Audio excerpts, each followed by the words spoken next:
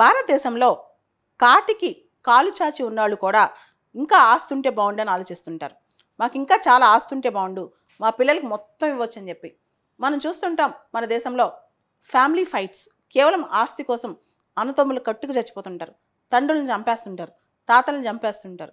ఇదంతా మన దేశంలో ఉంది.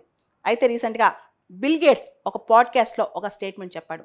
నాకున్న వెల్త్లో, నాకున్న సంపదలో కేవలం 1% మాత్రమే నా పిల్లలకి ఇస్తున్నానని చెప్పి. అసలు ఆ పిల్లలు ఎలా ఊరుకున్నారు? ఇదిని సంతోషంగా ఒప్పుకున్నారంట. అది ఎలా జరుగుద్ది? వెస్ట్రన్ కంట్రీస్లో ఇలానే ఉంటుంది. వారెన్ బఫెట్, బిల్ గేట్స్ వీళ్ళందరూ కూడా గివింగ్ ప్లెడ్జ్ అంటే వాళ్ళకున్న సంపదలో కనీసం 50% డొనేట్ చేస్తామని చెప్పి ఎప్పుడో ప్లెడ్జ్ చేసుకున్నారంట. భారతదేశంలో ఆ ట్రెండే ఉండదు. మరి బిల్ గేట్స్ విషయానికి వస్తే ఆయన అంటారు ఒక విషయం, నేను సమాజం నుంచి చాలా తీసుకున్నాను, సమాజానికే మొత్తం ఇద్దాం అనుకుంటున్నాను.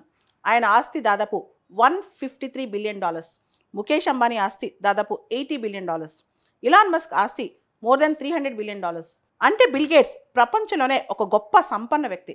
చాలా సంవత్సరాల పాటు టాప్ 1 వెల్దియెస్ట్ పర్సన్గా ఉన్నారనమాట. అత్యంత సంపద కలిగిన వ్యక్తిలో ఒకరుగా ఉన్నారు. ఇప్పుడు ఆయన ఆస్తి కొంత తగ్గినప్పటికీ ఆయన ప్రపంచంలోనే పెద్ద కుబేరుడు.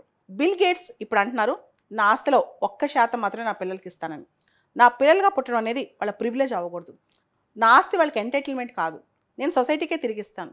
నా లక్ కానీ, నా గుడ్ ఫార్చ్యూన్ కానీ వాళ్ళకి ఆటోమేటిక్గా రాదు. అది వాళ్ళ ప్రివిలేజ్ కానే కాదు. వాళ్ళు వాళ్ళ సక్సెస్ని, వాళ్ళ ఐడెంటిటీని వాళ్ళే ఏర్పరచుకుంటారు. వాళ్ళే పరుగులిడి వాళ్ళ సక్సెస్ వాళ్ళు తెచ్చుకుంటారు. నేను నా ఫార్చ్యూన్ మొత్తం వాళ్ళకి ఇవ్వను, కేవలం 1% మాత్రమే ఇస్తాను. నా మొత్తం సమాజానికే, ముఖ్యంగా నా ఫౌండేషన్కే నా ఆస్తి మొత్తం వెళ్తుంది. దానికి సంబంధించి నేను ఆల్రెడీ నా పిల్లలకు చెప్పాను, వాళ్ళు సంతోషంగా ఒప్పుకున్నారు. మా ఫౌండేషన్ చేసే మంచి పనులు నా పిల్లలు సంతోషంగా చాలా గర్వపడుతున్నారు కూడా అని చెప్పి బిల్ గేట్స్ చెప్పడం జరుగుతుంది. భారతదేశంలో దీనికి కంప్లీట్గా కాంట్రాస్ట్ ఉంటుంది అనమాట. ఇన్ఫ్యాక్ట్ అన్నీ ఇంకా మనం చాలా వృద్ధాప్యంలోకి వచ్చినా సరే మన ఆస్తి మొత్తం మన పిల్లలకే చెందాలని చెప్పి, మన పిల్లలకి ఏం తక్కువ అవుతుందా ఇంకా ఎక్కువ చేయాలని చెప్పి 90 ఏళ్ళు వచ్చినా 80 ఏళ్ళు వచ్చినా సంపాదిస్తూనే ఉంటాం. కానీ ఫారిన్ కంట్రీస్లో అలా కాదు. They believe in philanthropy. ముఖ్యంగా tech giants Mark Zuckerberg, Warren Buffett, Elon Musk ఇలాంటి వాళ్ళందరూ కూడా వాళ్ళ సంపదలో ఎక్కువ భాగం ప్రపంచానికి, సమాజానికి రకరకాల సేవలకే వాడుతుంటారనమాట.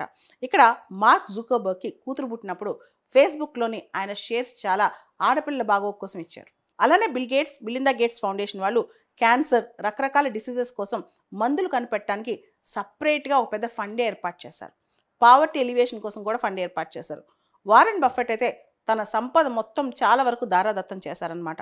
ఇదంతా అక్కడే సాధ్యం, వెస్ట్రన్ కంట్రీస్లోనే సాధ్యం.